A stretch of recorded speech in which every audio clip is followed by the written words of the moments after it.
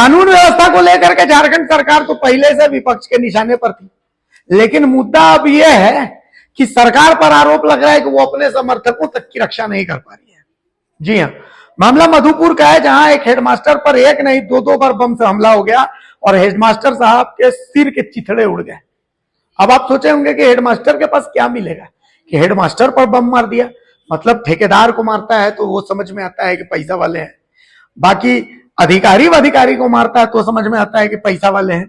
नहीं, हेडमास्टर साहब को बम क्यों मारा, हालांकि पुलिस तो इसकी जांच कर रही है, लेकिन प्राथमिक आधार पर हमने एक रिपोर्ट तैयार की। उस रिपोर्ट के आधार पर आप समझिए कि आखिर क्यों आ सकते हैं ये हेडमास्टर साहब अपराधियों के निशाने पर। रिपोर्ट देखिए। कानून व्यवस्था, लॉ ऑर्डर खत्म, bye bye, tata, good bye, गया। हेडमास्टर को बम मारा, घटनास्थल पर ही मौत, सदमे में मधुपुर। तस्वीरें इतनी डरावनी है कि मजबूरी में ब्लर करके आपको दिखाना पड़ रहा है, वरना हमारा यूट्यूब बैन हो जाएगा।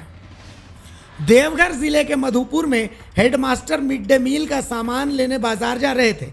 इसी दौरान अपराधियों ने उन्हें एक नहीं दो बम मार दिया। मास्टर साहब के सर के चीथड़े उड़ गए। घटनास्थल पर ही उनकी मौत हो गई। मृतक का नाम संजय दास था। कुछ बातें हैं जिन पर ध्यान देना जरूरी है। मृतक संजय दास महुआ डाबर स्कूल में हेडमास्टर थे। उनकी पत्नी भी इसी स्कूल में अध्यापिका है। संजय दास जेएमएम के समर्थक बताए जाते हैं। उनकी पत्नी मधुपुर से जिला परिषद सदस्य रह चुकी हैं। संजय दास जमीन का भी काम करते थे। हत्या के वक्त संजय दास भेड़वा नवाडी बाजार की तरफ जा रहे थे। स्कूल से 100 मीटर की दूरी पर दो अपराधी घात लगाकर बैठे थे। दोनों अपराधियों ने हेडमास्टर पर 2 बम फेंके थे। धमाका इतना जोरदार था कि आसपास का इलाका दहल उठा। पुलिस जमीन के मामले को ही आधार मानकर जांच कर रही है। इस घटना के बाद एक बार फिर राज्य सरकार कानून व्यवस्था के नाम पर विपक्ष के निशाने पर है। इसे लेकर सांसद निशिकांत दुबे ने एक्स पर पोस्ट किया है।